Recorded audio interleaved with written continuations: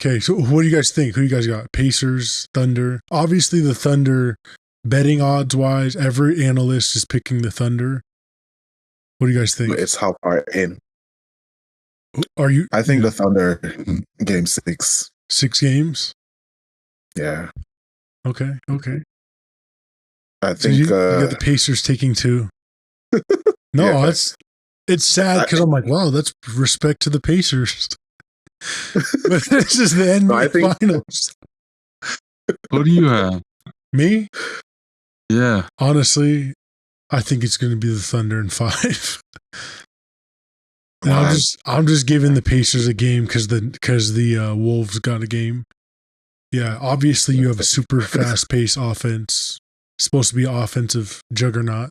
Versus, I think after the Thunder win, this is going to be looked at as like arguably the best defense ever, and I think it'll have merit to be called that. I will have my own opinions. Probably not giving it that crown, but maybe, who knows? What do you think? Who do you have, Paul, and how many games? He said, "Wow." I got the Pacers. On the opposite. Yeah. You got the Pacers. I got the Pacers, but I think it's going to go to 7. I think it's going to be a hard battle. But let me tell you why I have the Pacers. Please. 2 words. Rick Carlisle. Okay. Bro. I was doing a little research. Rick Carlisle is the coach, Alex, if you don't know. Yeah, sorry. I was about to ask. Yeah, he's the head coach. So he has a little bit of a history with the Dallas Mavericks. With the Mavericks. Yeah. And do you know a German guy by the name of Dirk Nowitzki? No, I don't. He's arguably the best European player ever. So okay, so he's on the team. No, 2011. He's retired now, but yeah. Oh, okay. Rick Carlisle coached him and the Mavericks in 2011. He was with the Mavericks for a while, wasn't he? Carlisle, yeah. I think he coached Luka, I want to say 1 or 2 years, which would be 18. Well, so the 2011, a lot of people think it's the greatest championship run ever. Yeah. Because of who they had to be. Yep. I mean, who was it? Like, I'm already forgetting all the teams except for the Heat. This is, so Alex, do you get what he's saying? This is, the Mavericks won the 2011 championship, and this is considered by many the greatest championship run by a single team. So first of all, in the first round they played the Blazers, and this is one of my favorite versions of a team. Brandon Roy, LaMarcus Aldridge, Brandon Roy, Seattle legend, by the way. But the point is, this is a good team. But so they won in 6 games. So even getting out of that, people probably weren't like, yeah, they're gonna win it when they went 6 games with the Blazers. But this is where it gets crazy. They played the Lakers the next round, who were coming off back-to-back championships. This is Kobe Bryant, Pau Gasol, that squad. Yeah, Guess exactly. They beat Kobe's Lakers. They beat them? They swept them 4-0. Okay. Swept them. Kobe Bryant. That's nuts. That's crazy. Yeah, it's not really. What's the name of the coach? Rick Carlisle. Wait, what was he doing last year? He was with the Pacers. So hold on. I'm so glad you brought this up. This is good. This is good stuff. So that's the conference semifinals. So then in the Western Conference Finals, they played the Thunder. And this Thunder team is Kevin Durant, Russell Westbrook, James Harden. This is a squad. They're young. And then the Thunder, by the way, made the championship the next year. And they beat them in 5. Like, this is not close. 4-1 is not close. And then they played the Miami Heat. Alex, the Miami Heat are one of the best teams.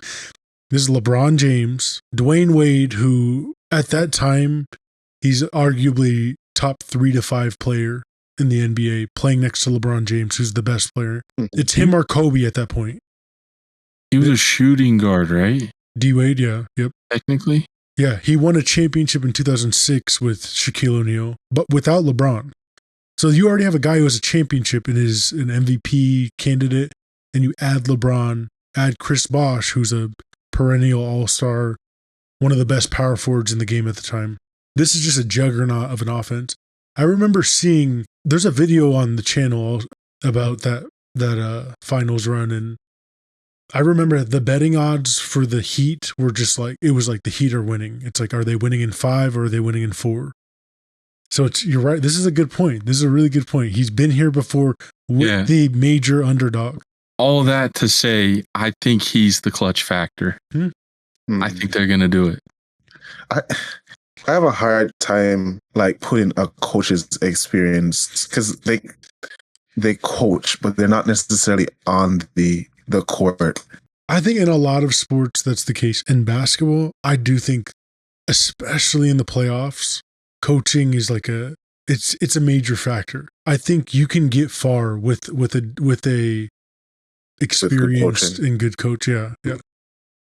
Because I mean, there's plenty of examples of stacked teams with weak coaches that underperform. That's true. I was thinking, because there are a couple of players that have been in this predicament before. Like they've been playing under pressure. Yeah, but what in the NBA Finals, I think there's only one on each team. And for the Thunder, it's Alex Caruso, who was in the championship in 2020. And so he's a role player. He comes off the bench. And for the Pacers, it's Pascal Siakam, who he's probably their second best player. He won Eastern Conference Finals MVP, but he was there as the second, maybe third best player for the Raptors in 2019.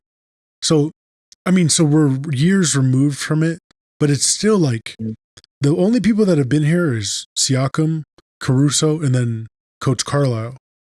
So it's 2-1 Pacers technically. But yeah. The thing is, these are two inexperienced teams. In stereotypically, like if you look at some of the analysts, like Gilbert Arenas, like on their podcast, he gave them no chance to make it to the finals just based on they don't have experience. I think this is proving something about that you don't need as much experience as maybe years past. But if it's gonna play out, maybe I think you bring up a great point that I think that could be a huge factor. I mean, pound for pound, I think OKC is the better team, but sure. I think I was just drawing that comparison, and so I was like, Coach, the X factor. I was saying my reasoning was just the defense.